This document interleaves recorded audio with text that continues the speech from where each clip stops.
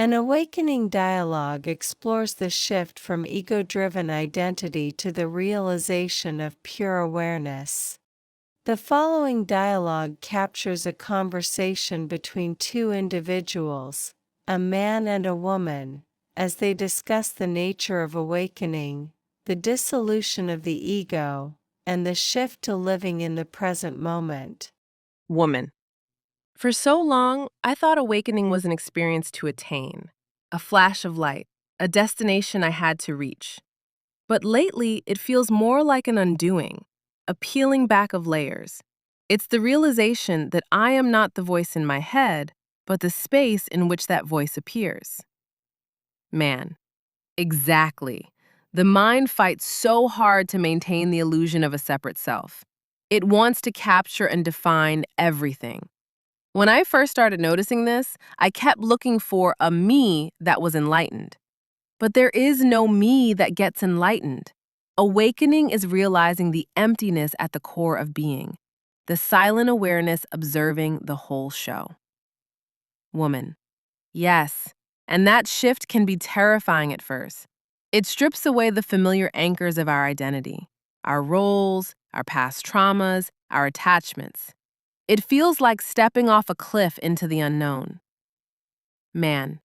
It's a death of the false self, and the ego perceives that as a threat. But on the other side of that fear is a profound sense of freedom. When you stop identifying with your thoughts and emotions, you stop creating the optional suffering that comes from resisting life as it is.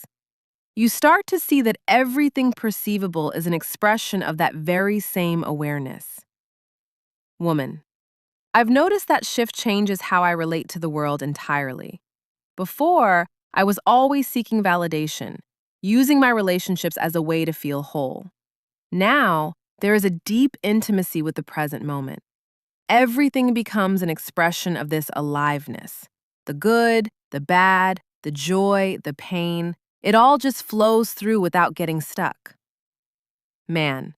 Because you recognize that you are the vastness of the ocean, not the individual waves. You can watch the waves rise and fall without being tossed around by them.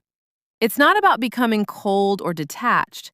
It's about experiencing life with a deeper, more unconditional love. When you know there is no separate self, you treat every interaction as a sacred blessing. Woman. It really is a homecoming. We spend our whole lives searching outside ourselves for peace, love, and fulfillment, only to realize that what we were looking for is our very nature. It's the most ordinary, yet the most extraordinary realization in the world. Man. Exactly. It's right here, in the simple act of being. No seeking required.